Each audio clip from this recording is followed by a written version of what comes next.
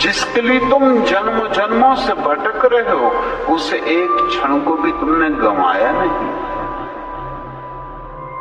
वो सदा से तुम्हारे भीतर बैठा है। अपने भीतर लौटाओ, अपनी आत्मा को पहचान और फिर